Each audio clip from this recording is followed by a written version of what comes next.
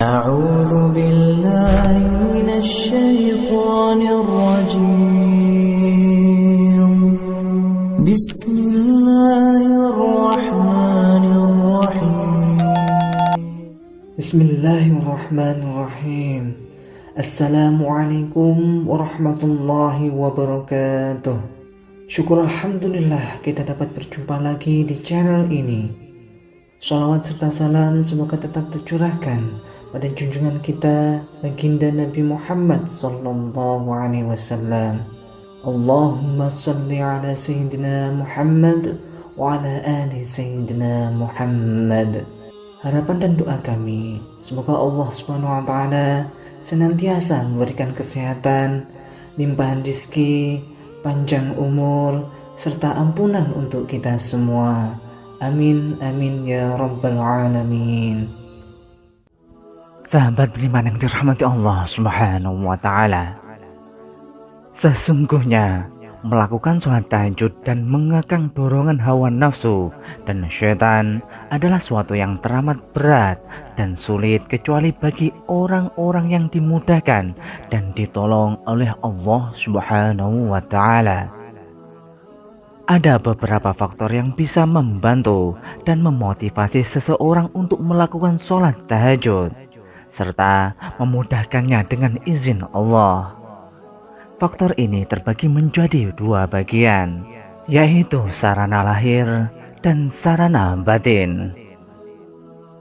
Faktor lahir yaitu pertama, menjauhi perbuatan dosa dan maksiat, yaitu tidak melakukan perbuatan dosa di siang hari dan di malam hari, karena hal itu bisa membuat hati keras dan menghalangi seseorang dari curahan rahmat.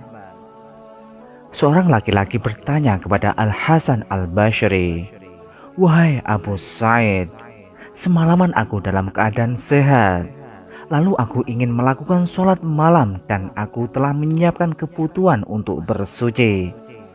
Tapi mengapa aku tidak bisa terbangun?"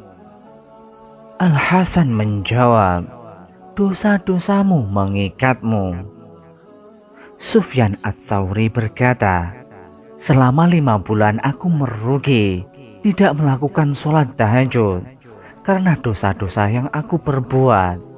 Ia ditanya, "Apakah dosa yang engkau lakukan?"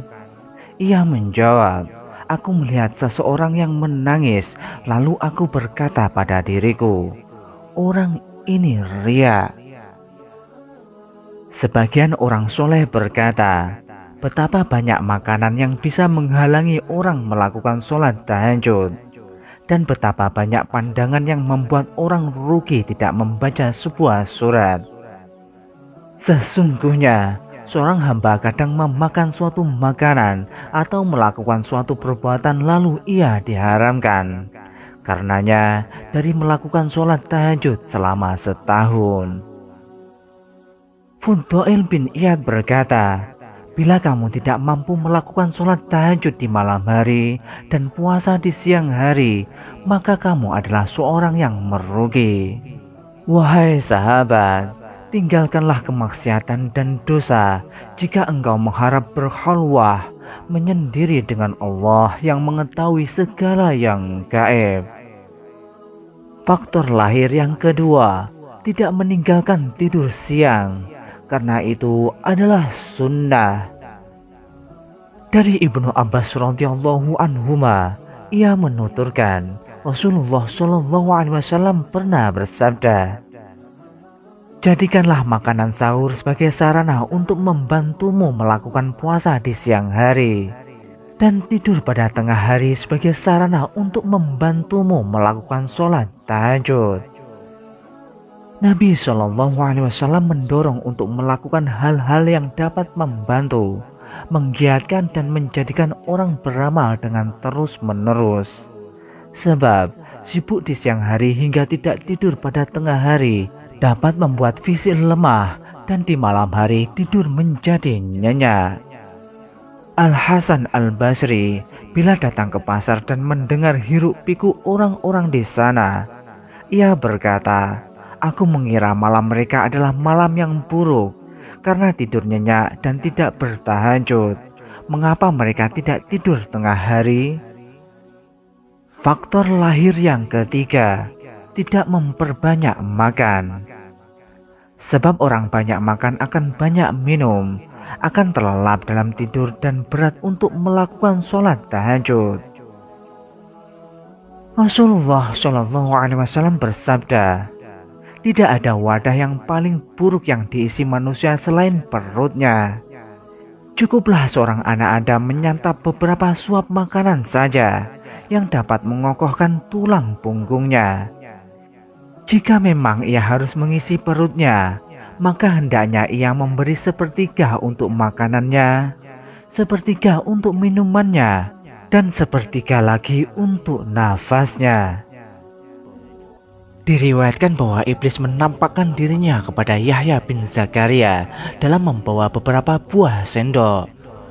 Yahya bertanya kepadanya, untuk apa sendok-sendok ini?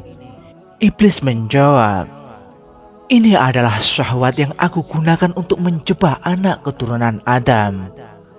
Yahya pun bertanya kepadanya, apakah engkau mendapatkan sesuatu dari jebakan atas diriku? Ia pun menjawab, ya, tadi malam engkau kenyang, lalu aku menjadikanmu berat untuk melaksanakan sholat tahajud. Yahya berkata, aku pasti tidak akan mengenyangkan perutku lagi selamanya. Iblis pun berkata, aku pasti tidak akan memberi nasihat, saran kepada siapapun setelah saranku ini kepadamu. Wahab bin Munabih berkata, tidak ada anak keturunan Adam yang lebih disukai setan selain tukang makan dan tukang tidur. Faktor lahir yang keempat, tidak membebankan fisik di siang hari. Misalnya, dengan memberikan pekerjaan yang sangat berat dan membebaninya dengan pekerjaan yang membuat fisik dan otot lemah di siang hari. Hal ini akan membuat rasa kantuk di malam hari. Faktor lahir yang kelima, mengamalkan sunnah saat tidur, yaitu dengan berupaya melakukan 1. Membaca zikir-zikir yang dianjurkan sebelum tidur, karena itu semakin memperkokoh hubungan hamba dengan Rabb-nya. 2. Tidur di atas lambung sebelah kanan. Ibnu Qasim rahimahullah menguraikan rahasia di balik cara tidur seperti ini dengan mengemukakan, tidur dengan cara berbaring di atas lambung sebelah kanan memiliki rahasia, yaitu bahwa hati berada sebelah kiri. Maka bila seorang tidur di atas lambung kirinya, ia akan tidur sangat nyenyak karena dia dalam kondisi tenang dan nyaman, sehingga tidur jadi nyenyak. Sementara bila ia tidur di atas lambung sebelah kanan, tidurnya tidak nyenyak karena hatinya tidak menentu, gelisah, ingin mencari tempat menetapnya. Karena itulah para ahli medis menganjurkan tidur dengan posisi di atas lambung sebelah kiri. Karena itulah posisi istirahat yang paling sempurna dan tidur paling nyaman. Sedangkan agama menyunahkan tidur di atas lambung sebelah kanan agar tidurnya tidak nyenyak sehingga tidak meninggalkan sholat tahajud. Jadi tidur di atas lambung sebelah kanan bermanfaat untuk hati, dan di atas sebelah kiri bermanfaat bagi tubuh. Faktor yang kedua, faktor batin. Faktor batin ini dijelaskan oleh Imam Al-Ghazali rahimahullah di dalam kitab Ihya Ulumuddin, yaitu pertama, membersihkan hati dari sifat dengki terhadap kaum muslimin, dari perbuatan bid'ah, dan dari keinginan duniawi yang berlebihan.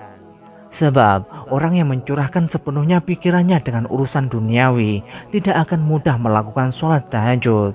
Kalaupun ia melakukannya, dalam sholatnya yang dipikirannya hanyalah urusan duniawi dan hanya terbayang dalam pikirannya hanyalah bisikan-bisikan duniawi tersebut.